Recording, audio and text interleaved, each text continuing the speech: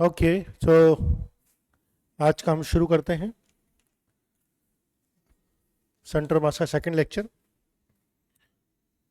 तो हम आज बात करेंगे मोशन ऑफ सेंटर मास की। हमने पहले सेंटर ऑफ मास निकालना सीखा था कि X C M equal to M one X one M two X two होता है। आज अपन मोशन ऑफ सेंटर मास की बात करेंगे कि सेंटर ऑफ मास का मोशन कैसे होता है। तो अभी तक अपने जो पढ़ा था, अपने क्या पढ़ा था कि X C M equal to होता है M one X one plus M two X two so and so forth upon M one plus M two. अगर मैं इस डिस्प्लेसमेंट को, बेसिकली एक्सीएम क्या होता है, सेंटर मास के कोऑर्डिनेट्स होते हैं। अगर मैं इसको with respect to time differentiate कर दूंगा तो मेरे पास आ जाएगा V C M equal to हो जाएगा M one V one plus M two V two so and so forth upon M one plus M two. क्योंकि मैं V C M equal to क्या हो जाएगा मेरा D by D T of X C M. Differentiate कर दिया मैंने दोनों तरफ। जब एक्सीएम का डिफरेंशिएट किया तो वीसीएम आ गया, एक्स1 का डिफरेंशिएट किया तो वी1 आ गया। ठीक है, तो ये हो गया आपका मोशन ऑफ सेंटर ऑफ मास की वेलोसिटी। अच्छा, इसको एक और बार डिफरेंशिएशन कर दूंगा। हमें मालूम है कि वेलोसिटी का डिफरेंशिएशन क्या आता है, एक्सेलरेशन। तो ये हो जाएगा a c M equal to M one a one plus M two A two upon M one plus M two. तो ये भी हमारा एक रिलेशन और आ गया। तो ये तो हमारा डिस्प्लेस सेंटर मास का पोजीशन थी, ये हमारे सेंटर मास का वेलोसिटी हो गया, ये सेंटर मास का एक्सेलरेशन हो गया। यहाँ से हमें एक और चीज दिखती है, वो ये दिखती है एम वन ए वन क्या होता है एफ वन, एम टू ए टू क्या होगा एफ टू एफ थ्री। तो हमें ये भी दिख रहा है कि ए सी एम इक्वल टू जितने भी फोर्सेज लग रहे हैं उन सबका vector sum divided by total mass. ये भी हमें एक कहानी दिख रही है। ठीक है, ठीक है, एक और स्लाइड पे चलते हैं। अच्छा, यहां से हम ये भी समझ सकते हैं, अगर मैं यहां की बात करूं तो यहां से मैं एक और चीज समझ सकता हूं कि टोटल मास, अगर मैं इस M one plus M two को क्या लेता हूं टोटल मास, और उसको मैं उस तरफ ले जाता हूं, मैं बोल सकता हूं total mass multiplied by V C M equal to M one V one plus M two V two so and so forth. या देखिए एम वन वी वन को क्या बोल सकता हूं मैं, मोमेंटम। जितने भी पार्टिकल्स हैं इस बॉडी में उन सबका मोमेंटम, यानी कि p one plus P two plus P three, इन सबका जो वेक्टर सम होगा वो किसके बराबर होगा। यानी कि अगर कोई बॉडी मोशन में है उसके सारे पार्टिकल्स का मुझे मोमेंटम निकालना है, तो वो या तो मैं उन सबको पार्टिकल को अलग अलग ऐड करूं, या फिर उस बॉडी का टोटल मास ले लिया, उस बॉडी का टोटल मास ले लिया और उसके सेंटर मास की वेलोसिटी ले ली। सेंटर मास की वेलोसिटी क्या होगी वीसीएम। तो हमें ये क्या बता रहा है कि किसी बॉडी का अगर मुझे टोटल मोमेंटम चाहिए, या तो अलग अलग पार्टिकल का मैं M one V one M two V two करता हुआ चलूँ, या फिर मैं क्या करूँ टोटल मास ले लूँ और वेलोसिटी ऑफ सेंटर मास ले लूँ। ठीक है, अब ये बहुत इंपॉर्टेंट जो अभी अपने पढ़ा था, M V C M equal to P one plus P two plus P three, इसी को हमने लैंग्वेज फॉर्म में लिख दिया। Linear momentum of system of particle is equal to the product of the mass of the system with the velocity of the centre mass. यानी कि linear momentum है system of particle, बहुत सारे particle का linear momentum जो होगा वो किसके इक्विवेलेंट होगा, total mass multiplied by the velocity of centre mass. Okay, अब एक और चीज आप समझिए, हमें मालूम है कि न्यूटन सेकंड लॉ से हम जानते हैं कि एफ एक्सटर्नल इक्वल टू होता है डीपी बाई डी टी, यानी जो नेट फोर्स होता है वो चेंज इन मोमेंटम के इक्विवेलेंट होता है। ठीक है, तो मोमेंटम हमारा क्या है, P इक्वल टू क्या है एम वी सी एम है मोमेंटम। तो अगर मेरा d बाई डी टी की जगह मैं रख सकता हूँ एम वी सी एम रख सकता हूँ। नाउ अब मैं क्या बोलता हूँ, अगर एक्सटर्नल फोर्स जीरो होता है किसी बॉडी पे या किसी सिस्टम पार्टिकल्स पे, एक्सटर्नल फोर्स जीरो है, अगर एक्सटर्नल फोर्स जीरो है तो मास तो जीरो हो नहीं सकता। तो उस केस में क्या जीरो होगा, या तो वीसीएम कांस्टेंट होगा या वीसीएम जीरो होगा। कांस्टेंट का डिफरेंशिएशन भी जीरो होता है और जीरो तो जीरो होता ही है। यानी कि जो सबसे इंपॉर्टेंट चीज है लाइन समझने की, अगर किसी सिस्टम पे एक्सटर्नल फोर्स नहीं लग रहा है तो वेलोसिटी ऑफ सेंटर मास जो होती है वो हमेशा कांस्टेंट रहती है, या तो कांस्टेंट रहती है या फिर वो जीरो रहती है। ठीक है, यानी कि वेलोसिटी ऑफ सेंटर मास जो होती है वो इंटरनल फोर्सेस पे डिपेंड नहीं करती है, ठीक है। अगर एक्सटर्नल फोर्स जीरो है तो वेलोसिटी ऑफ सेंटर ऑफ मास हमेशा कांस्टेंट रहेगी, कांस्टेंट रहेगी या जीरो रहेगी।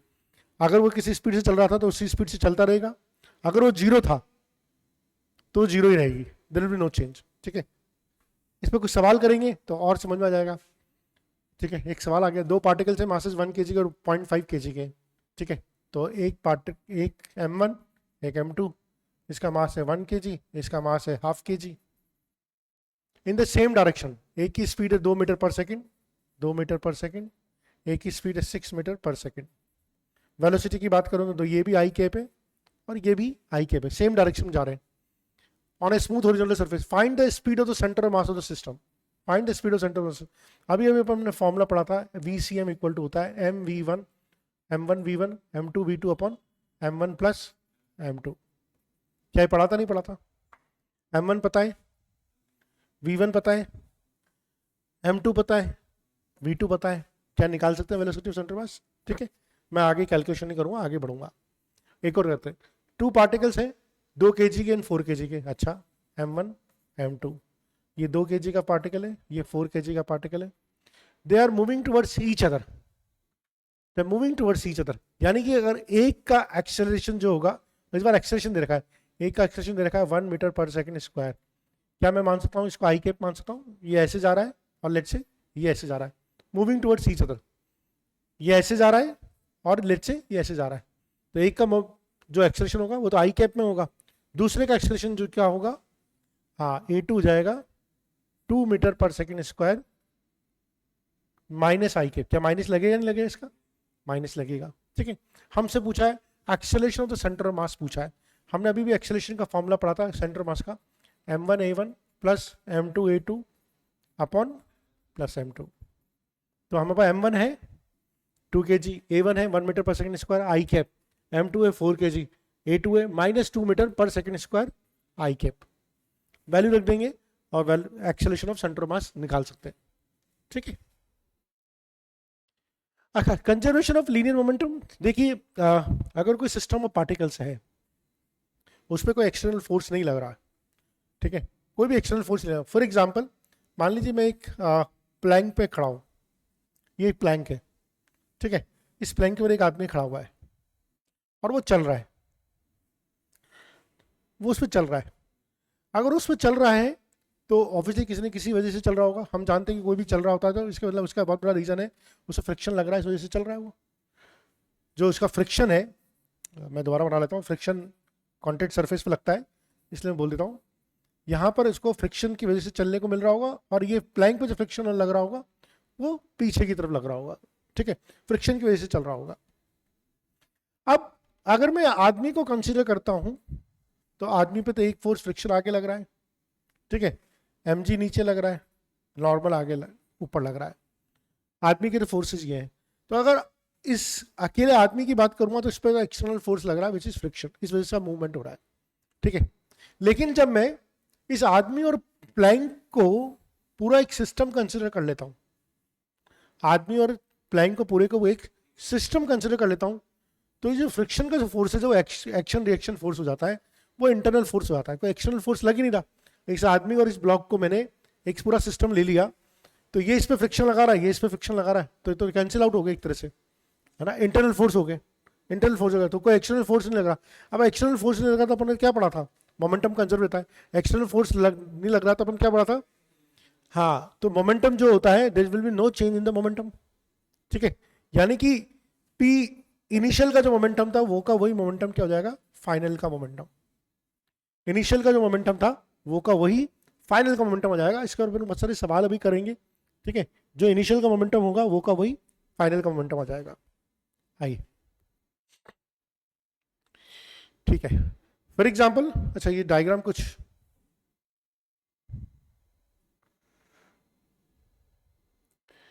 ओके, कोई बात नहीं, देखिए एक एग्जांपल लेते हैं कि एक बुलेट है, एक गन है, ठीक है, ये एक गन है और गन का डायग्राम, एक बार गन का डायग्राम देख लेते हैं।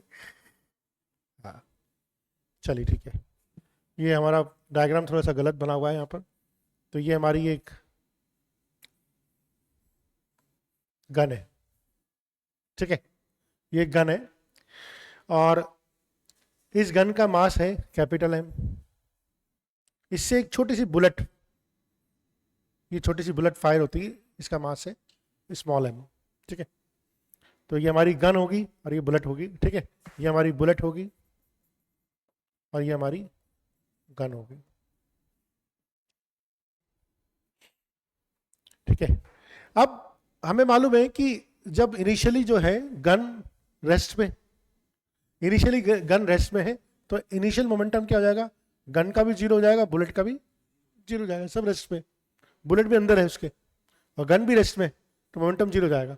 अच्छा, बुलेट का मास एम है, गन का मास है कैपिटल एम, बुलेट की वेलोसिटी लेते हैं स्मॉल वी, और गन की जो रिकॉइल वेलोसिटी होती है ना, रिकॉइल वेलोसिटी, जब भी अपन बुलेट चलाते हैं तो गन पीछे आती है, उसको बोलते हैं रिकॉइल वेलोसिटी, वो है वी। इनिशियल मोमेंटम हमारा जीरो है। अच्छा, अब अपन बात करते हैं फाइनल मोमेंटम की, ठीक है।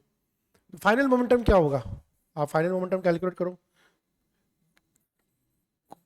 गन इसका बुलेट का मोमेंटम क्या हो जाएगा, mass into velocity plus plus M into we.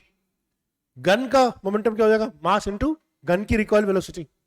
हमें मालूम है कि P initial equal to P final होगा, P initial equal to P final होगा, तो जीरो इक्वल टू बोल सकते हैं हम M V plus capital M V, mass of the bullet, mass of the velocity, mass of the bullet, velocity of the bullet, mass of the gun, recoil velocity of the gun। इससे हम calculate करेंगे तो हमें recoil velocity of the gun मिल जाएगी minus m we upon capital M. क्या मिलेगी, नहीं मिलेगी, मिलेगी ना, ये मिल जाएगी। अब इससे क्या इंपॉर्टेंट रिजल्ट सामने आ रहा है, ये तो मिल जाएगी रिकॉइल वेलोसिटी, ठीक है। क्या हम, ये तो समझ में आ गया कि भाई मोमेंटम कंजर्व रहेगा, मोमेंटम कंजर्व रहेगा। तो if the bullet is the system, if the bullet is the system, अगर हम सिर्फ बुलेट की बात करते हैं, अगर मैं सिर्फ बुलेट की बात कर रहा था तो बुलेट पे तो एक्सटर्नल फोर्स लग रहा है, ठीक है। अगर मैं सिर्फ गन की बात करूँ तो गन पे भी एक थ्रस्ट लग रहा है, लेकिन जब बुलेट और गन दोनों की बात करूंगा मैं, बुलेट और गन दोनों की बात करूंगा तो इन पे कोई एक्सटर्नल फोर्स नहीं है, इसलिए तो इसका मोमेंटम कंजर्व रहा। अपन ने जो कंसेप्ट लगाया कि मोमेंटम कंजर्व क्यों रहेगा, इनिशियल मोमेंटम फाइनल मोमेंटम के बाहर क्यों रहेगा, क्योंकि इन पे कोई एक्सटर्नल फोर्स तो है ही नहीं, ठीक है। अब एक चीज और आएगी, काइनेटिक एनर्जी की और भी बात कर लेते हैं इसकी। अच्छा, बुलेट की काइनेटिक एनर्जी क्या होगी, काइनेटिक एनर्जी ऑफ बुलेट हो जाएगी P square by 2m। Kinetic energy of bullet क्या हो जाएगी, पी स्क्वायर बाई 2m। क्यों, कैसे आएगी, हाफ एम वी स्क्वायर होती है ना, हाफ एम वी स्क्वायर होती है, मैं इसको ये भी लिख सकता हूँ पी स्क्वायर बाई 2m। और काइनेटिक एनर्जी ऑफ गन क्या हो जाएगी, P square by 2m। m जो होगा ये गन का मास होगा और जो m होगा बुलेट का मास होगा। अब देखिए दोनों का मोमेंटम तो बराबर है, दोनों का मोमेंटम तो बराबर है, मोमेंटम बराबर भी और अपोजिट भी। कैसे, ये देखिए आप, P फाइनल क्या आया था मेरा, mv प्लस, या मैं ये भी बोल सकता हूं momentum of gun plus momentum of bullet equal to zero. तो मैं ये भी बोल सकता हूं momentum of gun equal to minus momentum of bullet, vector में है ये, ठीक है। एक का मोमेंटम फॉरवर्ड डायरेक्शन में होगा, एक का मोमेंटम नेगेटिव डायरेक्शन में होगा, यानी कि दोनों का मैग्नीट्यूड तो बराबर होगा। जब मैग्नीट्यूड बराबर होगा तो ऊपर की टर्म तो बराबर है, लेकिन हमें ये मालूम है गन का मास तो बहुत ज्यादा होगा जबकि बुलेट का मास बहुत कम होगा, तो काइनेटिक एनर्जी ज्यादा किसकी होगी, बुलेट की ज्यादा। तो हम ये बोल सकते हैं कि kinetic energy of bullet is very very greater than the kinetic energy of gun. Momentum दोनों का बराबर है, लेकिन बुलेट की काइनेटिक एनर्जी ज्यादा है गन की काइनेटिक एनर्जी के कंपैरिजन में, ठीक है। Is this clear? सो अब बहुत इंपॉर्टेंट सवाल आएगा कि kinetic energy system is not constant, increase हो जाती। शुरू में जब बुलेट गन से फायर नहीं हुई थी, बुलेट भी रेस पे थी और गन भी रेस पे था, तो उसमें तो बुलेट की भी काइनेटिक एनर्जी जीरो थी, गन की भी काइनेटिक एनर्जी जीरो थी। शुरू में तो जब वो रेस पे थी तो काइनेटिक एनर्जी बुलेट की भी जीरो थी और गन की भी जीरो थी, लेकिन जब बाद में फायर हुई तो बुलेट को भी काइनेटिक एनर्जी मिली और गन को भी काइनेटिक एनर्जी। तो काइनेटिक एनर्जी आई कहाँ से है, ये kinetic energy I because chemical energy जो थी, गन पाउडर की जो केमिकल एनर्जी थी वो काइनेटिक एनर्जी में कन्वर्ट हो गई। गन पाउडर जो रखा हुआ था ना, जब हमने बुलेट फायर करी तो वो जो गन पाउडर था उसने केमिकल एनर्जी, उस वो केमिकल एनर्जी जो थी वो काइनेटिक एनर्जी में कन्वर्ट हो गई। शुरू में काइनेटिक एनर्जी जीरो थी, लेकिन बाद में काइनेटिक एनर्जी बढ़ गई। वो बढ़ी किसकी वजह से? गन पाउडर की वजह से। ठीक है, ये थ्योरेटिकल के क्वेश्चन पूछ रहे हैं अपन बेसिकली। ठीक है, ये सारे मुझे लगता है कि डायग्राम में सभी में there is some problem. Finally the bullet embedded in the block. Let me see अगर कोई डायग्राम अच्छा मिलता है तो। ओहो, डायग्राम तो अच्छा मिल ही नहीं रहा। ओके, तो हमें बिना डायग्राम के ही काम करना पड़ेगा। ठीक है ना, बिना डायग्राम के ही काम करना पड़ेगा, कोई बात नहीं, हम कर लेंगे। Now what it says is, हम ब्लॉक बुलेट सिस्टम के बारे में बात करें। ब्लॉक बुलेट सिस्टम में क्या बात कर रहा है कि ये एक ब्लॉक है एम मास का जो हैंग किया हुआ है। ठीक है, एम मास का ब्लॉक है, हैंग किया हुआ है। ऑब्वियसली इनिशियली रेस्ट में, यहाँ पर एक छोटी सी बुलेट आई, मेरी छोटी सी बुलेट आई v वेलोसिटी से, और उसका मास है m। ठीक है, वो बुलेट आई और इससे आके टकराई, इससे आके टकराई। तो ऑब्वियसली जब इससे आके टकराई तो ये शुरू में तो बिल्कुल जीरो पे था, रेस्ट पे था। जब बुलेट इससे आके टकराएगी तो उसको कुछ ना कुछ वेलोसिटी गेन करेगी। ठीक है, और इसमें आके वो एम्बेडेड होगी। एम्बेडेड होने का मतलब क्या हो गया? ये बुलेट इसमें फंस गई, ये बुलेट इसमें फंस गई। आए समझे? बुलेट आई एम मास की v वेलोसिटी से, ये जीरो पे रेस्ट पे था, इसमें बुलेट आके फंस गई, एम्बेडेड होगी। और ऑब्वियसली ये यहाँ पर इसको कुछ ना कुछ काइनेटिक एनर्जी मिली, उस काइनेटिक एनर्जी वजह से ऊपर गया ये, है ना, पोजीशन चेंज होगी इसकी, टकराया तो ऊपर गया। और जब तक इसकी काइनेटिक एनर्जी पोटेंशियल एनर्जी में कन्वर्ट नहीं हुई तब तक ऊपर जाता रहा, फिर यहाँ जाके रुक गया। अब सवाल इसमें किस तरह का आता है ये हमें समझना है। सवाल इसमें किस तरह आता है, पहले तो इस तरह के सवाल में हम मोमेंटम को कैसे कंजर्व करेंगे। देखिए, इसका इनिशियल मोमेंटम कितना था? इसका इनिशियल मोमेंटम था mass into velocity, simple, plus इसका इनिशियल मोमेंटम कितना था? ये तो लटका हुआ था, रेस्ट पे था, इसका इनिशियल मोमेंटम तो जीरो। ये तो हो गया total initial momentum, total initial momentum. अब ये जो एम मास की बुलेट है ये इसमें आके अटक गई, तो टकराने के बाद जो पोजीशन बनी होगी, तुरंत बाद जो पोजीशन बनी होगी, क्या बनी होगी? यहां पर ये बुलेट अटक गई होगी। ठीक है, और इसको मिल गई होगी, इस ब्लॉक, कंबाइंड ब्लॉक को मिल गई होगी एक वेलोसिटी जिसका नाम है v। यानी कि मैं बोल सकता हूं m plus M into V, क्या ये बोल सकता हूं? ठीक है, और इसको मैं अगर लिखना चाहूं तो क्या ऐसे भी लिख सकता हूं, v equal to M we upon capital M plus M. ये v क्या है? Combined velocity of block and bullet. Is this clear? तो हम इस तरह से कंजर्वेशन मोमेंटम लगा सकते हैं। अच्छा, एक और चीज में लगा सकते हैं हम, इसमें मैकेनिकल एनर्जी का कंजर्वेशन भी लगा सकते हैं। जब ये बुलेट यहां से आके टकराई तो यहां पर इसमें क्या आ गई? काइनेटिक एनर्जी आ गई। Now what is that kinetic energy? इसमें जो काइनेटिक एनर्जी क्या आ जाएगी? Half m plus M into V square. ये आई नहीं है इसमें काइनेटिक एनर्जी। वो जो काइनेटिक एनर्जी आई उसकी वजह से ये पूरा का पूरा ब्लॉक कहां तक पहुंचा? यहां तक इसने ट्रेवल किया, ऊपर उड़ गया ना ये पूरा का पूरा। तो मान लीजिए ये जो हाइट जिसने इसने गेन करी थी वो हाइट थी h, वो हाइट थी गेन, यानी कि पूरी की पूरी काइनेटिक एनर्जी किसमें चेंज हो जाएगी? पोटेंशियल एनर्जी में। तो अपन लिख सकते हैं 1/2 m plus M V square equal to capital M plus M into G H. ये डायग्राम हमारा मिस हो गया तो इस वजह से, बहुत इंपॉर्टेंट चीज, डायग्राम आप देख लीजिए कॉपी पे, ठीक है, m प्लस एम इंटू जी। तो हमारे पास ये एक इंपॉर्टेंट रिलेशन आ गया और ये एक इंपॉर्टेंट रिलेशन आ गया। इससे हम h निकाल सकते हैं, सारी चीजें हम इससे आगे निकाल सकते हैं। जब भी सवाल में आएगा हमें लगाना आना चाहिए, हम निकाल लेंगे। ठीक है, सेकेंड चीज क्या होगी? अगर ब्लॉट से जो बुलेट है वो इमर्ज हो जाती है। इमर्ज होने का मतलब क्या होता? ये ब्लॉक लटका हुआ था, यहां से एक बुलेट आई, ये बुलेट आई, ठीक है, और ये बुलेट बाहर निकल गई, इस ब्लॉक से बाहर निकल गई। ये बुलेट आपकी छोटी सी बुलेट बाहर आ गई, ब्लॉक भी आ गया, ब्लॉक तो आगे मूव कर ही गया, और ये बुलेट भी बाहर आ गई, इसमें रुकी नहीं। अब इस केस में कंजर्वेशन मोमेंटम कैसे लगाएंगे? ये इसका मास m, इसकी इसका मास m, इसकी वेलोसिटी g। ये इनिशियली था रेस्ट पे, ठीक है। जब इससे टकराया तो मान लीजिए इसने ब्लॉक को दे रही है एक वेलोसिटी v1 और खुद की वेलोसिटी, हम वेलोसिटी हम मान लेते हैं कि ठीक है, हम बुलेट की वेलोसिटी v1 मान लेते हैं और ब्लॉक की वेलोसिटी मान लेते हैं v2। तो क्या हो जाएगा, m1 इंटू वी, इसका मोमेंटम इनिशियली 0, तो प्लस 0 इक्वल टू, अब m ही ले लेते हैं इसको, सॉरी इसका मास दे रखा है, m मास दे रखा है, m मास दे रखा है, तो बुलेट का मोमेंटम mv प्लस 0। अब बुलेट जो थी वो किस वेलोसिटी से जा रही है, v1 वेलोसिटी से जा रही है। बुलेट जो किस वेलोसिटी से जा रही है, टकराने के बाद, है ना, तो टकराने के बाद जा रही है बुलेट v1 वेलोसिटी से। और जो ब्लॉक है, ये ब्लॉक जो है हमारा जिसका मास है कैपिटल M, वो जा रहा है v2 वेलोसिटी से, mv2। तो ये तो हमारा हो गया, ठीक है। अब कंजर्वेशन, मैकेनिकल एनर्जी कंजर्वेशन लगाओ। इस ब्लॉक को जब टक्कर लगी तो ये भी ऊपर की तरफ जाएगा, लटका हुआ ना, ये भी ऊपर की तरफ जाएगा, तो इसकी काइनेटिक एनर्जी क्या हो जाएगी, 1/2 capital M, 1/2 capital M v2 का स्क्वायर इक्वल टू mgh। तो ये हमारी दो इक्वेशन आएगी, इन सब सारी चीजें सॉल्व कर सकते हैं, ठीक है। थर्ड पार्ट जो है इसका, कि कोई बॉम्ब है,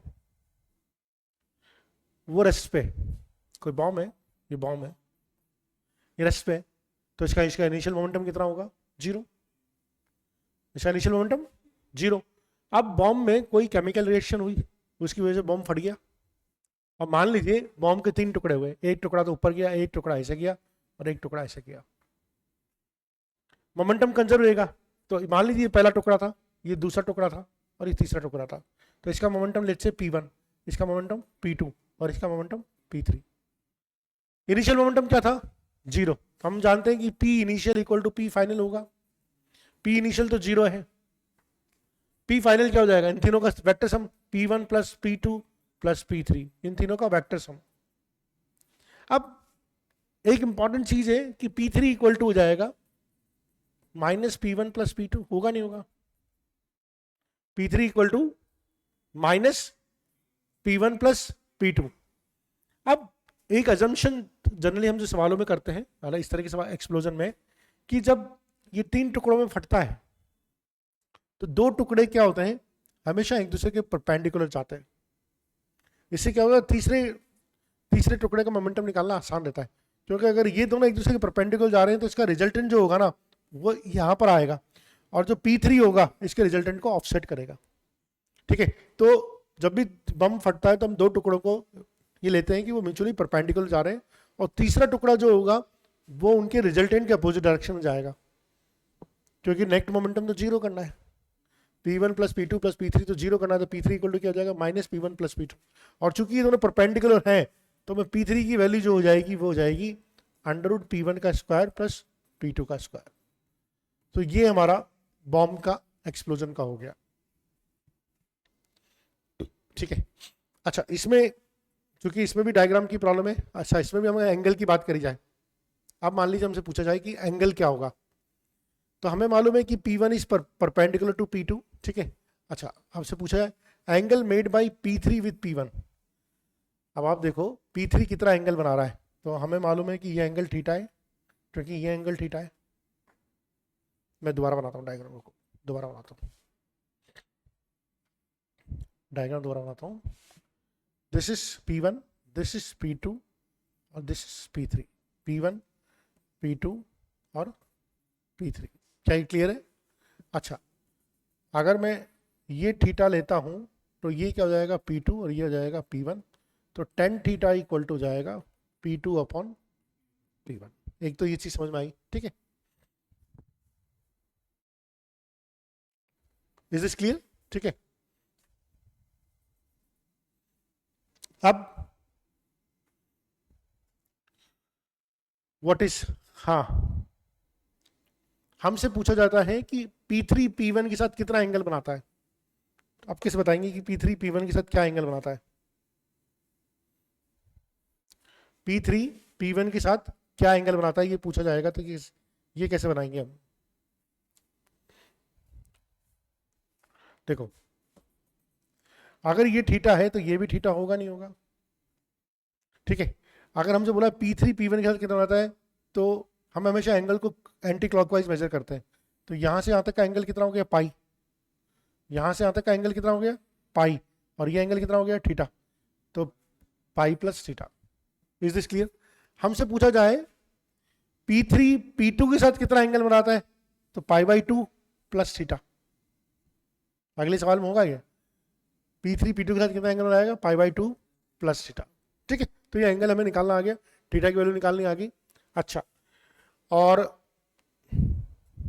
एनर्जी रिलीज, शुरू में तो कोई पार्टिकल थे ही नहीं, तो शुरू में काइनेटिक एनर्जी क्या थी, जीरो। बाद में काइनेटिक एनर्जी क्या हो जाएगी, पहले पार्टिकल की हो जाएगी P1 का स्क्वायर अपॉन 2m1, P2 का स्क्वायर अपॉन 2m2, P3 का स्क्वायर माइनस अपॉन 2m3। ये तो हो जाएगी final kinetic energy. Initial kinetic energy क्या होगी, जीरो। यानी कि जो एनर्जी रिलीज होगी वो ये रिलीज होगी सारी की सारी। एनर्जी का फॉर्मूला याद रखिए, P स्क्वायर बाई 2m।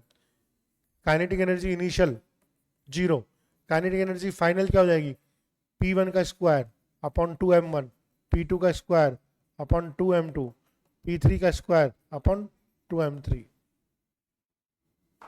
ठीक है, ओके। अब ये सारे के सारे डायग्राम में प्रॉब्लम आ रही है, तो मुझे समझ में आ गया कि कुछ की प्रॉब्लम है। अच्छा, motion of two masses connected to a spring, ये वाला एग्जांपल लेते हैं। Now what is the motion of two masses connected on the spring. मान लीजिए ये दो ब्लॉक है, ठीक है, इस ब्लॉक का मास है m1 और ये इस ब्लॉक का मास है m2। ये दोनों ऐसे रेस्ट पे रखे हुए हैं। अगर ये रेस्ट पे रखे हुए हैं तो इनका इनिशियल मोमेंटम क्या होगा, जीरो। इनका इनिशियल मोमेंटम जीरो होगा, तो इनका इनिशियल मोमेंटम जो हो गया वो तो हो गया जीरो, दोनों रेस्ट पे रखे हुए। अब मैंने क्या किया, दोनों को खींचा। जब मैं दोनों को खींचूंगा तो स्प्रिंग की क्या कंडीशन होती है, स्प्रिंग अपनी नेचुरल लेंथ में आने की कोशिश करती है। तो मैंने उनको ले आके यहाँ खींच दिया। जब मैं इनको खींचूंगा तो ये स्प्रिंग इस वाले ब्लॉक पे इधर फोर्स लगाएगी और ये वाली स्प्रिंग इस पे इधर फोर्स लगाएगी। समझ में आया? जब मैं खींचूंगा अपोजिट फोर्स लगाएगी। तो ये जो ब्लॉक है, मान लीजिए ये तो v1 वेलोसिटी से ट्रेवल इधर आएगा, और ये वाला जो ब्लॉक है ये let's say v1 v2 velocity से इधर आएगा। क्या समझ में आया?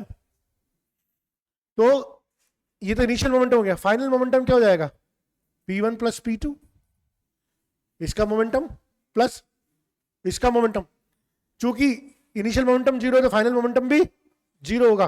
तो क्या बोल सकता हूं, P1 plus P2 equal to zero बोल सकता, नहीं बोल सकता। P1 इक्वल टू क्या हो जाएगा, M1 V1, P2 equal to क्या हो जाएगा, M2 V2।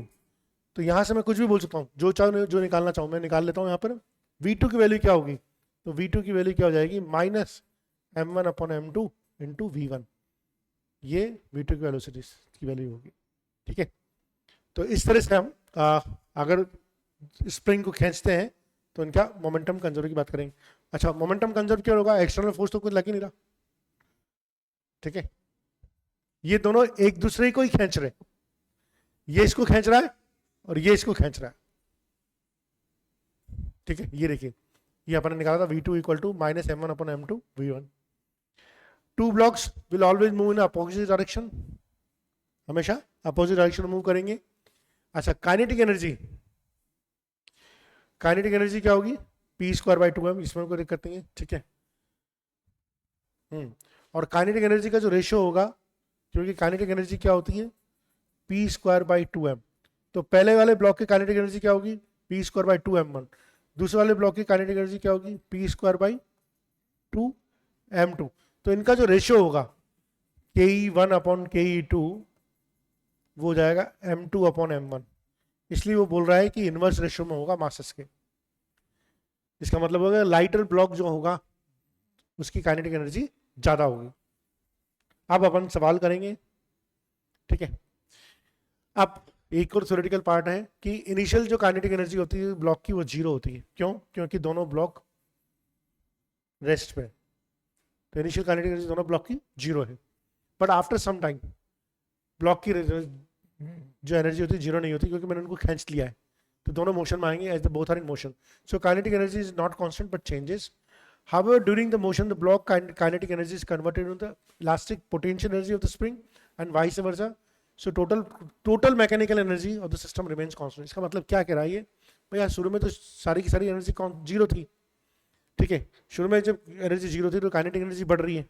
अब काइनेटिक एनर्जी जो बढ़ रही है, ठीक है, उसमें से कुछ एनर्जी जो हो रही है स्प्रिंग की पोटेंशियल एनर्जी की फॉर्म में भी जा रही है। अपन सवालों में देखेंगे, एक सवाल आएगा तो उसके बाद इसको देखेंगे।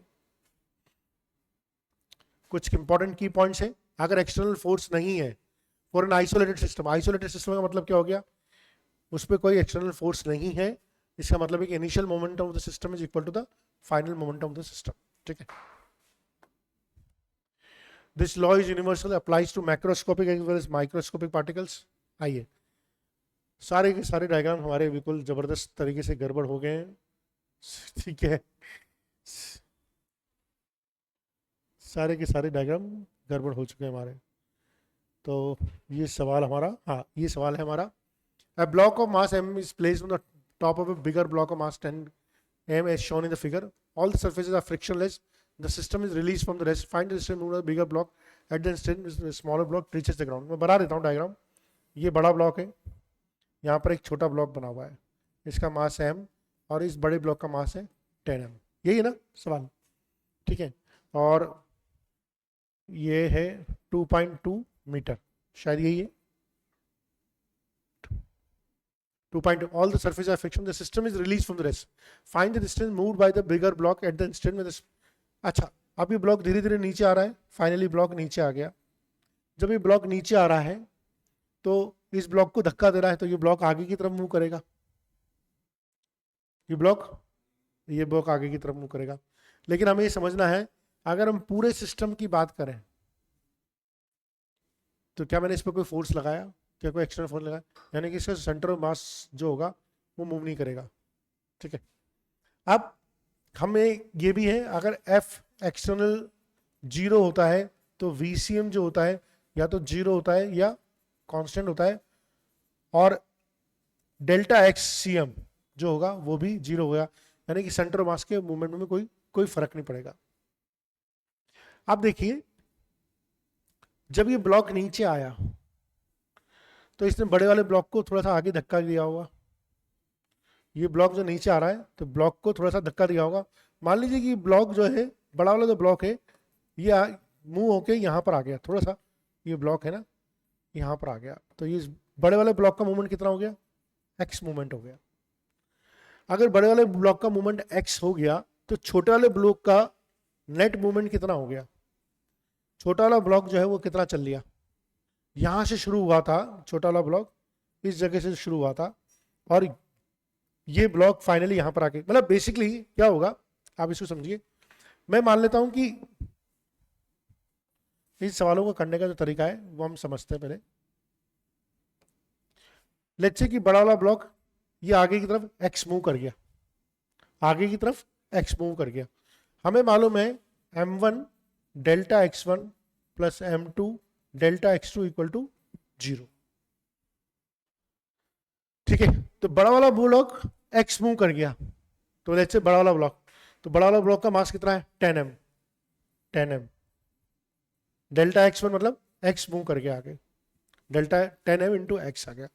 अगर बड़ा वाला ब्लॉक x मूव कर गया, अगर ये ब्लॉक मूव नहीं करता तो छोटा वाले ब्लॉक का डिस्प्लेसमेंट कितना होता, 2.2 ही तो होता। छोटे वाले ब्लॉक का डिस्प्लेसमेंट कितना होता, 2.2, ठीक है। पर अगर बड़ा वाला ब्लॉक x मूव कर गया तो छोटा वाला ब्लॉक तो अभी भी नीचे आया। अब छोटे वाले ब्लॉक, जब बड़ा वाला ब्लॉक x मूव किया है तो छोटा वाला ब्लॉक भी तो आगे की तरफ x मूव करेगा, और पीछे की तरफ कितना जाएगा 2.2। तो नेट मूवमेंट कितना हो गया इसका, x माइनस 2.2 हुआ ही नहीं हुआ है। बड़ा वाला ब्लॉक तो सिर्फ x मूव किया, लेकिन छोटा वाला ब्लॉक भी, जब ये ब्लॉक बड़ा वाला ब्लॉक x मूव करा तो छोटा ब्लॉक भी इसके साथ में x मूव करेगा, और साथ साथ में नीचे भी आया है तो 2.2 पीछे भी चला गया। तो फॉरवर्ड डायरेक्शन में नेट मूवमेंट कितना हो गया, x माइनस 2.2। तो यहां पर लिख सकता हूं इसका मास कितना है m into x minus 2.2 equal to 0। ये सबसे इंपॉर्टेंट स्टेप थी, काट दूंगा m से m काट दूंगा, ठीक है। तो क्या आ गया 10x plus X minus 2.2 equal to 0, तो 11x इक्वल टू 2.2, तो x इक्वल टू क्या हो जाएगा 0.2, x इक्वल टू हो जाएगा 0.2 मीटर। आगे समझे। अब अगले सवाल, हर सवाल में ही दिक्कत आएगी, जहां पर भी क्वेश्चन फिगर होगा सब जगह दिक्कत आएगी। Two blocks are joined with a compressed spring. When the system is released, the two block appears to be moving with the unequal speeds in opposite direction as shown in the figure. Select the correct statement. ठीक है, तो हम बना लेते हैं diagram को, जो कि डायग्राम यहाँ पर मिसिंग हो रहा है मेरे सामने। तो हम देख लेते हैं, ये दो ब्लॉक हैं, ए ब्लॉक और ये स्प्रिंग से कनेक्टेड है बी ब्लॉक। ठीक है, इसका कुछ हमें दे रखा है 500 न्यूटन पर मीटर स्क्वायर का स्प्रिंग कांस्टेंट दे रखा है। ये दे रखा है 10 मीटर पर सेकंड से जा रहा है इधर, और ये दे रखा है 15 मीटर पर सेकंड से इधर जा रहा है। ठीक है, अपोजिट डायरेक्शन में जा रहे हैं। हमसे क्या पूछा है, ठीक है ना, opposite direction. Centre of the mass of the system will remain stationary. देखिए, system is release, when the system is release, यानी सिस्टम को हमने बेसिकली दबा के रखा हुआ था, ऐसे ऐसे दबा के रखा हुआ था। जब मैंने छोड़ा तो ये भी इधर भाग रहा है, ये भी इधर भाग रहा है, ऐसे ही हुआ ना। System release the two block appears to move in the unequal speed in the opposite direction is shown in the figure. Select the correct statement. The centre of the mass of the system will remain stationary. क्यों? क्योंकि net force तो system पे कुछ है ही नहीं। अगर net force system पे नहीं है तो सेंटर ऑफ मास तो हम जानते हैं कि वो या तो वेलोसिटी कांस्टेंट होती है, स्टेशनरी होता है। अच्छा, mass of the block A is equal to that of block B, इसके बारे में हम कुछ नहीं कह सकते। Centre of the mass of the system will move towards right, नहीं, अगर एक्सटर्नल फोर्स जीरो है तो सेंटर ऑफ मास तो मूव करेगा ही नहीं, और इट्स इम्पॉसिबल सिचुएशन। तो correct answer is centre of the mass system remain stationery. हम डायग्राम में नहीं है तो हम इसको ज़्यादा देर कंटिन्यू करेंगे नहीं। ये एक और सवाल है जो हम कर लेते हैं, ठीक है, क्योंकि ये उसी कॉन्सेप्ट के सवाल है। A man of mass 80 kg stands on a plank of mass 40 kg। तो क्या है, ये प्लैंक है ना, इसका मास कितना है 40 kg। इस पे एक आदमी खड़ा हुआ है, उसका मास है 80 kg। The plank is lying in a smooth horizontal surface, यहाँ पर हॉरिजॉन्टल सरफेस पे लाई कर रहा है। The man starts walking on the Planck towards north. तो लेट्स से नॉर्थ मतलब इधर की तरफ चलना शुरू कर देता है मैन। आप देखिए, मैन प्लैंक के ऊपर चल रहा है, इंटरनल है सारे के सारे फोर्सेज। अगर हम पूरे सिस्टम की बात करेंगे तो एक्सटर्नल फोर्स जीरो है। अपने पता चलेगा तो फ्रिक्शन की वजह से, और ये फ्रिक्शन की वजह से प्लैंक पे लगेगा, प्लैंक उधर चलेगा। ठीक है, अब ये जो डिस्टेंस है, walking distance 6 metre on the plank and stops after walking a distance of 6 metre on the plank. तो लेट्स से कि यहाँ जाके वो आदमी जो है रुक गया, और यहाँ से यहाँ तक की डिस्टेंस जो है 6 मीटर है। अब हमसे पूछा है कि भाई बताओ, centre of the mass of the plank system remain stationary. The plank will slide to the north by distance of 4 metre, the plank will slide to the south by distance of 4 metre, the plank will slide to the south by distance of 12 metre. क्या होगा? The centre of mass of the plank pen system remain stationery.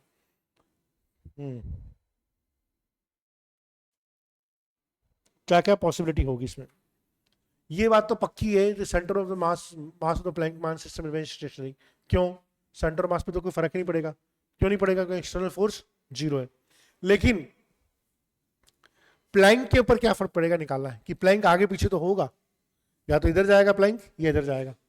अब अपन मान लेते हैं, इस तरह के सवालों पर एक ही चीज मान के चलते हैं कि जो प्लैंक है ना, ये प्लैंक जो है ना, ये थोड़ा सा आगे चला जाता है।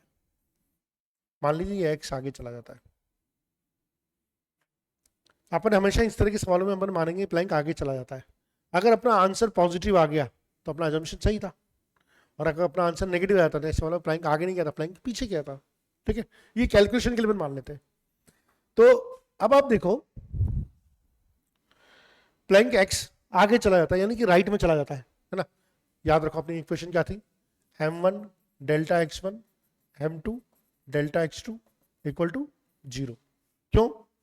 एक्सटर्नल फोर्स नहीं लग रहा, तो प्लैंक की पोजीशन सेंटर मास में कोई चेंज नहीं होगा। तो आप इसके ऊपर ये जितने भी बंदे आपस में कितना भी चल रहे हैं, सेंटर मास से कोई फर्क नहीं पड़ता। सेंटर मास तो एक्सटर्नल फोर्स लगेगा तभी चलेगा। आप समझ रहे हो? आप इस प्लैंक पे 4 लोग खड़े कर दो, A बी, सी और डी। इनको ए भैया को बोलो बी पे चले जाओ, बी को बोलो सी पे चले जाओ, सी को बोलो डी पे चले जाओ। ये आपस में कितना भी चेंज हो जाए, सेंटर मास पे कोई फर्क नहीं पड़ रहा। सेंटर मास तो पता है एक्सटर्नल फोर्स की वजह से फर्क पड़ता है, आपस में इंटरनल फोर्स से कोई मतलब नहीं होता। ठीक है, तो अब ये आपस में कितना भी घूमते रहे, इससे सेंटर मास पे कोई फर्क नहीं पड़ेगा, इसलिए ये तो जीरो आ गया। अब अपन ये देखें कि ये बंदा यहां से यहां चला गया, तो इस बंदे ने नेट डिस्प्लेसमेंट कितना किया। एक तो 6 तो यहां तक जाने में आएगा और प्लैंक पे और आगे चला गया, तो 6 + x हुआ नहीं हुआ, 6 तो यहां और सर आगे, तो ये प्लैंक का इस आदमी की पोजीशन होगी 80 × 6 + x। Is this clear? Plus अब प्लैंक कितना आगे चला गया, प्लैंक कितना है 40 kg का प्लैंक है, ये भी तो x आगे चला गया, तो मैं क्या लिख सकता हूं उसको, +40 × x = 0 लिख सकता हूं। इसको सॉल्व करा, 2 × 6 + x + x = 0। क्या ये सही है? 40 कॉमन ले लिया मैंने, 2 × 6 + x = 0। क्या मैं लिख सकता हूँ 12 + 3x = 0। क्या मैं इसको लिख सकता हूँ x = -4। इसका मतलब क्या हो गया कि x आगे नहीं गया था, ये x पीछे गया था। तो क्वेश्चन में क्या आ जाएगा, the plank will slide to north by a distance of 4 metre. No, north नहीं, see, plank will slide to the south to distance of 4 metre. ठीक है, इस तरह से सवाल होगा। अरे वाह, डायग्राम आ गया ये एक अच्छा सवाल है। To bodies of masses m1 and m2 are connected to the ends of a massless cord and allowed to move as shown in the figure. The pulley is massless and frictionless. Calculate the acceleration of the center of the mass. मतलब कि m1 का मास ज्यादा है तो और m2 का मास कम है, तो इसका अगर a एक्सेलरेशन होगा तो इसका भी तो a ही एक्सेलरेशन होगा। अब ये एक्सेलरेशन क्या होगा वो तो बात की बात है। हमें मालूम है कि एक्सेलरेशन सेंटर मास होता है m1a1 + m2a2 upon m1 + m2, यही होता है ना।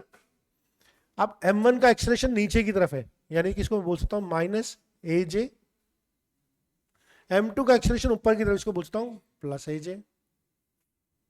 क्या इसमें कोई कंफ्यूजन? ठीक है, m1 का एक्सेलरेशन नीचे लेस देन, ठीक है, पुलिस मासलेस, ठीक है। तो m1a1 + m2a2, तो मैं इसको लिख सकता हूं -m1 × a + m2 × a upon m1 + m2। या मैं इसको और भी ऐसे लिखना चाहूं तो क्या लिख सकता हूं, एक्सेलरेशन ऑफ सेंटर मास क्या हो जाएगा, एक्सेलरेशन ऑफ सेंटर मास हो जाएगा m2 - m1 × a upon m1 + Am I clear?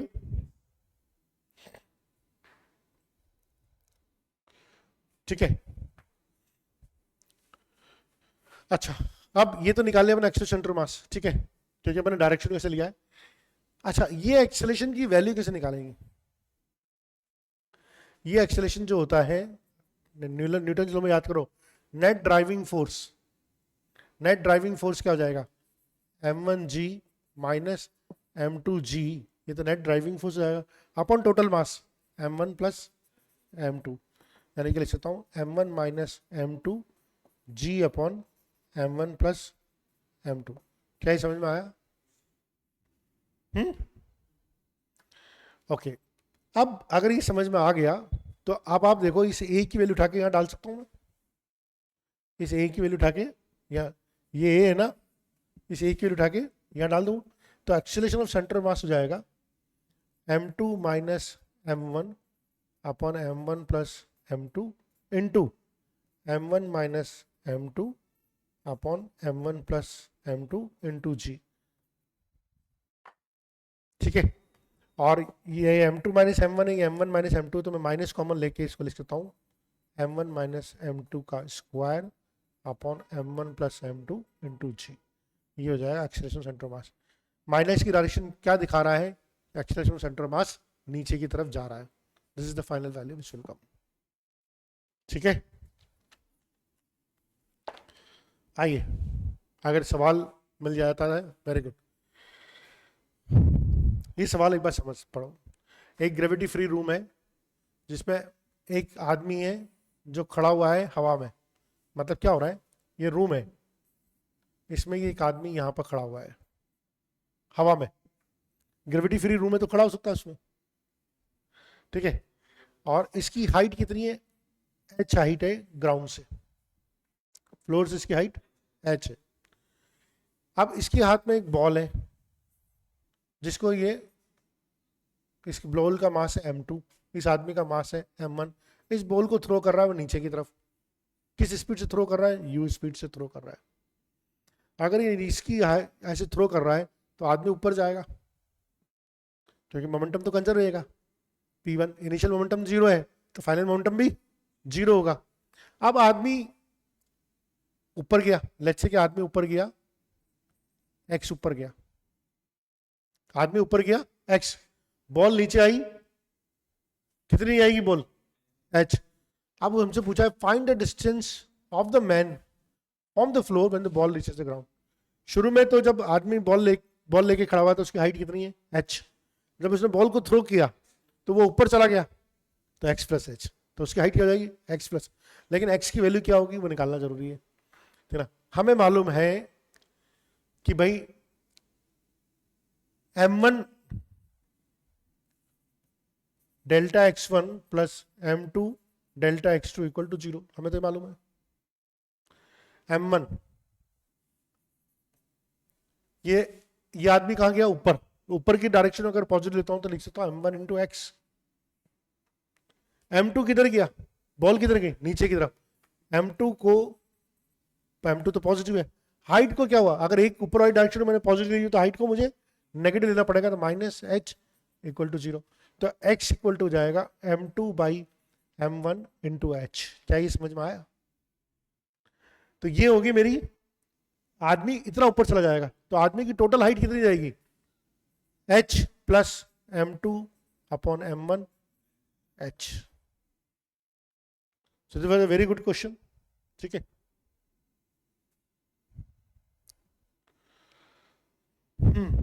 अच्छा, अब तो आ रहे हैं सवाल खेल। Velocity of the centre mass of the system is shown in the figure. तो देखिए, एक 1 kg का मास है जो 2 मीटर पर सेकंड से इधर ट्रेवल कर रहा है, एक 2 kg का मास है जो 2 मीटर पर सेकंड से इस तरह से इस डायरेक्शन में ट्रेवल कर रहा है। तो ये 1 kg का जो मास है, 1 kg का मास है 2 मीटर पर सेकंड से ट्रेवल कर रहा है, तो इसका तो मास 1 kg m1 v1 कितना हो जाएगा 2i कैप, इसमें तो कोई दिक्कत नहीं है। m2 की बात करूं तो 2 kg का मास है, लेकिन v2 जो होगी कंपोनेंट करने पड़ेंगे इसके, ये 2 मीटर पर सेकंड है तो ये क्या हो जाएगा 2 cos 30 और ये हो जाएगा 2 sin 30, तो v2 जो हो जाएगा वो हो जाएगा 2 cos 30 माइनस 2 sin 30, यहाँ पर लगा दोगे आई कैप और यहाँ लगा दोगे आप जे कैप, तो m1 आ गया, v1 आ गया, m2 आ गया, v2 आ गया। निकालना क्या था, वेलोसिटी ऑफ सेंटर ऑफ मास, तो vcm इक्वल टू क्या होता है m1 v1 plus m2 v2 upon m1 plus m2, क्या निकाल सकता हूँ, ठीक है। Next, two bodies of mass 10 kg and 2 kg are moving with the velocities. ये वेलोसिटी दे रखी है, ये दे रखी है, find the velocity of the centre of mass, कोई दिक्कत ही नहीं है। m1 दे रखा है, v1 दे रखा है 10 kg, ये है 2i minus 7j plus 3k, m2 दे रखा है, v2 दे रखा है, m2 की दे रखा है 2 kg, इसकी वेलोसिटी दे रखी है minus 10i plus 35j minus 3k। अभी भी उन्होंने वेलोसिटी ऑफ सेंटर मास का फॉर्मूला पढ़ा था, vcm इक्वल टू क्या होता है m1 v1 plus m2 v2 upon m1 plus m2, लगा देंगे निकाल लेंगे, ठीक है। अगला सवाल देखिए, दो ब्लॉक्स हैं 5 kg और 2 kg के एक फ्रिक्शनलेस सरफेस पर कनेक्टेड है, एक एक्सटर्नल किक, हाँ एक स्प्रिंग से कनेक्टेड है। ये देखिए, ये एक ब्लॉक है और ये एक दूसरा ब्लॉक है, ये 5 kg का ब्लॉक है और ये 2 kg का ब्लॉक है, स्प्रिंग से कनेक्टेड है, रेस्ट में है, ठीक है। अब एक एक्सटर्नल किक है जिसने वेलोसिटी 14 में हैवियर ब्लॉक को, यहाँ पे कोई किक पड़ी, इसकी वजह से ये हैवियर ब्लॉक की जो वेलोसिटी होगी वो होगी 14 मीटर पर सेकेंड, ठीक है। अगर इसकी वेलोसिटी होगी तो ये भी इस पर आगे पुश करेगा, ये भी इसको धक्का लगाएगा, यानी कि पूरे सिस्टम में मोशन आ जाएगा। हमसे पूछा है calculate the velocity gain by the centre of the मास। ठीक है, इनिशियल मोमेंटम क्या था इसका, 0। जब मैंने इसको किक मारी 14 मीटर पर सेकेंड, 5 kg की किक मारी, तो मैंने इसको कितना मोमेंटम दिया, 70, 14 इंटू 5, 17 का मैंने इसको मोमेंटम दिया, यानी चेंज इन मोमेंटम कितना हो गया, 70। और चेंज इन मोमेंटम क्या हो जाएगा मेरा, total mass into velocity of centre of मास।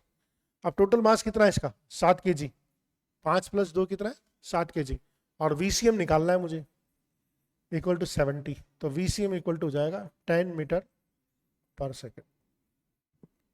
ठीक है, 3 particles of masses 1 kg, 2 kg are subjected to forces so and so. Find the magnitude of the acceleration of the system.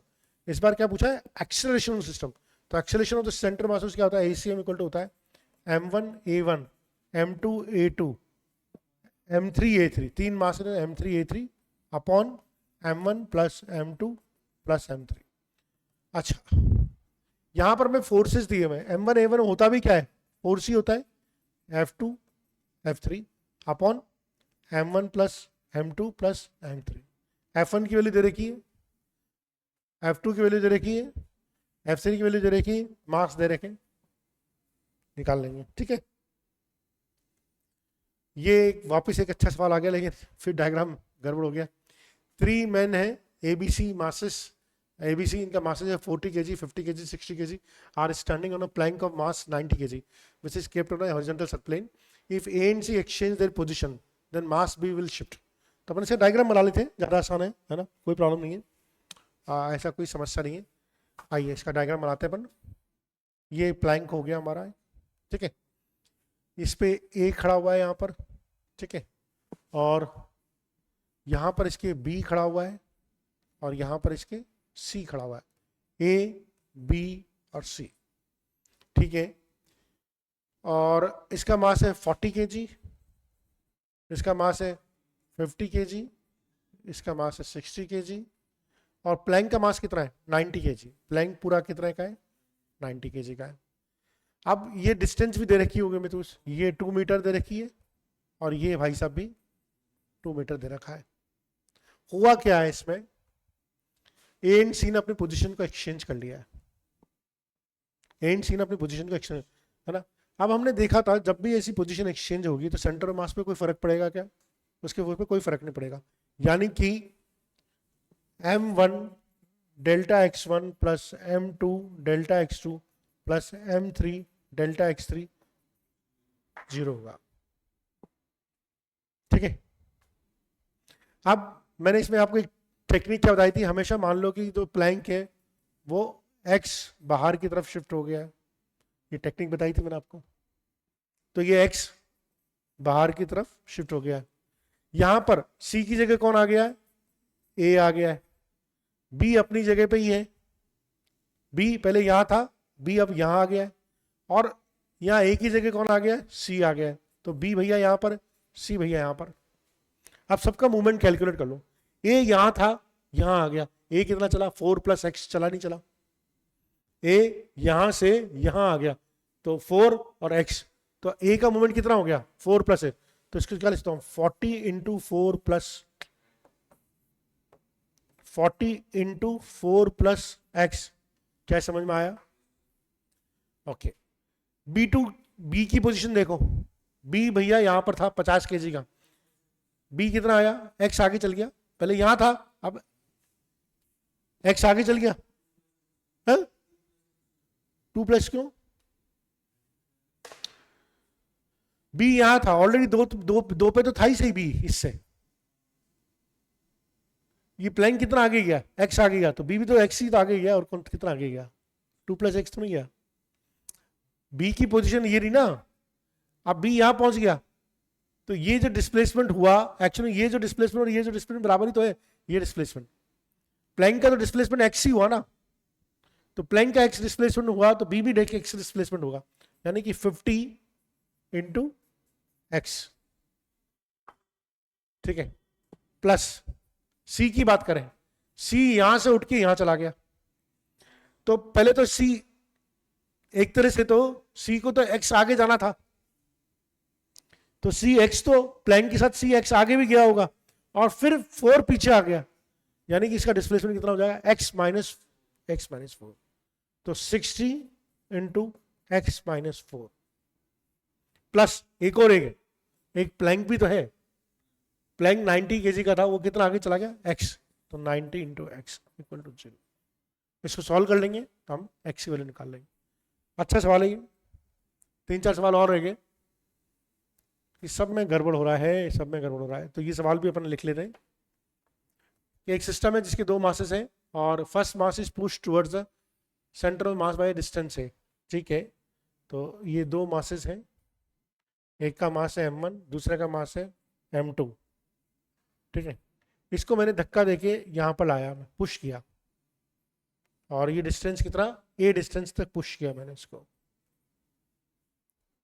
First mass को मैंने push किया a distance है। हमसे पूछा है second मास जो होगा वो कितना शिफ्ट हो ताकि सेंटर ऑफ मास को सेम पोजीशन रखे, मतलब पहले तो ये m1 m2 दोनों कौन रखे हुए थे तो इनका सेंटर ऑफ मास कहीं ना कहीं था।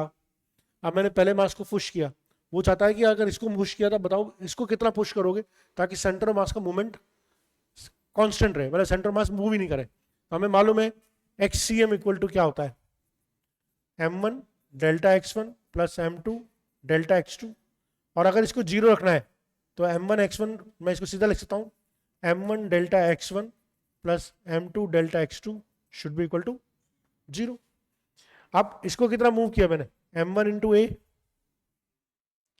तो मुझे मान लीजिए हमसे पूछा है कि डेल्टा x2 क्या होगा, तो m2 into delta x2 equal to 0। तो डेल्टा x2 की वैल्यू जो आ जाएगी वो आ जाएगी minus a m1 upon m2।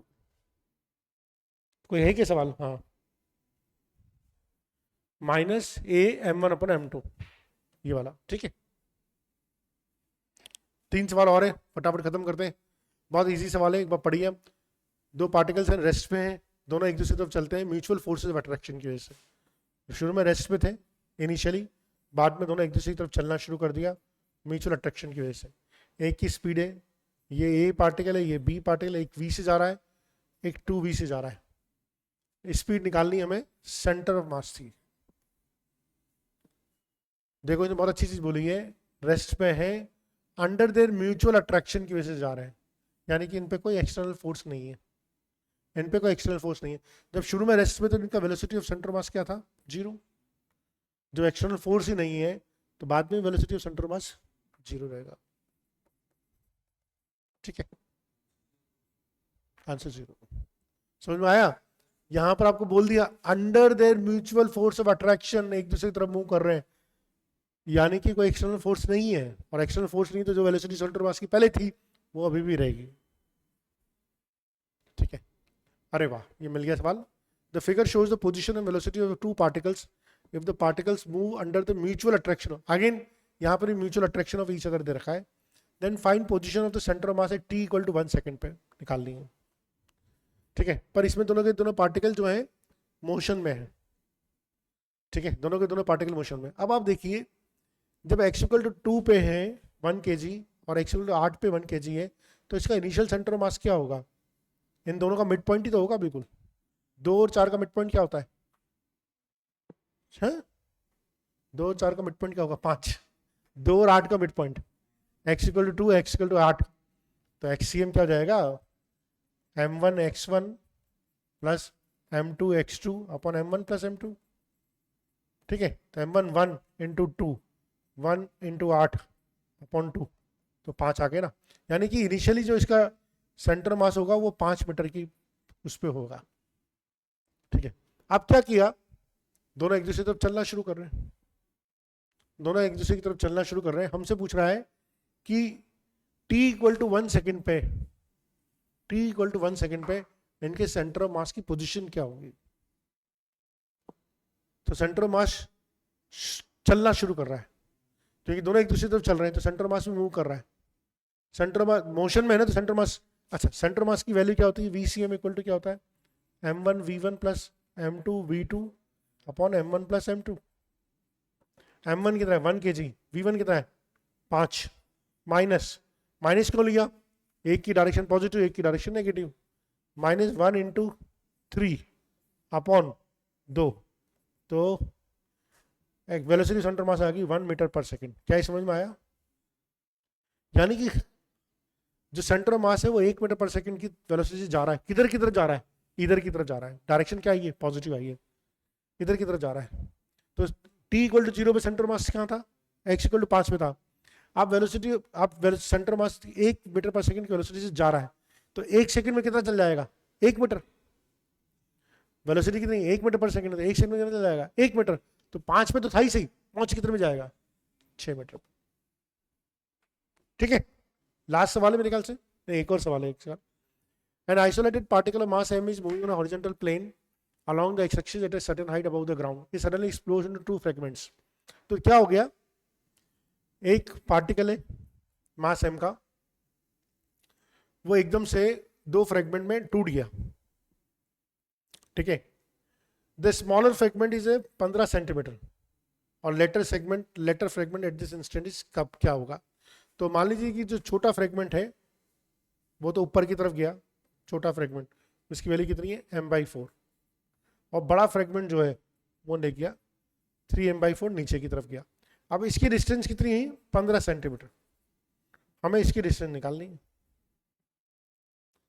तो हमें तो मालूम है दोनों का, चूंकि ये तो एक्सप्लोजन है तो एक्सटर्नल फोर्स तो है ही नहीं, तो अपन क्या बोल सकते हैं? m1 delta y1 plus m2 delta y2 equal to 0। अब अगर मैं ऊपर की डायरेक्शन को पॉजिटिव लेता हूं तो इसके लिए क्या लिख दूंगा? m/4 इंटू 15 लिखूंगा, नहीं लिखूंगा? नीचे की डायरेक्शन को नेगेटिव लेता हूं तो प्लस m2 कितना हो जाएगा? 3m/4 डेल्टा वाई, अपने आप आ जाएगा डेल्टा वाई नीचे। ठीक है, delta Y equal to 0। m भैया से m भैया कट गया, 4 से 4 कट गया, और डेल्टा वाई इक्वल टू आ जाएगा -5 सेंटीमीटर। ठीक है, तो कितना? -5। ठीक है, last, in which of the following cases the centre mass of the road में बी इट्स सेंटर। किसी रोड का सेंटर मास सेंटर पे कब होता है? जब रोड यूनिफॉर्म होती है तभी उसका सेंटर होता है। अपन ने ये भी पढ़ा था, अगर रोड ऐसी होगी तो उसका सेंटर मास सेंटर पे नहीं होके टूवर्ड्स ज्यादा मास वाली होगा, और रोड अगर ऐसी होगी तो सेंटर मास अगेन ज्यादा मास की तरफ होगा। अगर linear mass density decreases continuously from left to right, अगर linear mass density left to right decrease हो रही है, इसका मतलब क्या होगी? अगर ऐसी रोड है तो इसका सेंटर मास कभी सेंटर पे हो सकता है? नहीं हो सकता, पहला तो गलत है। लीनियर मास डेंसिटी इंक्रीजेस, क्या ऐसी रोड होगी उसका सेंटर मास सेंटर पे हो सकता है? नहीं होता, इसमें लगातार बढ़ रही है, तब भी यहाँ सेंटर मास सेंटर पे नहीं आएगा, टुवर्ड्स ज्यादा मास आएगा।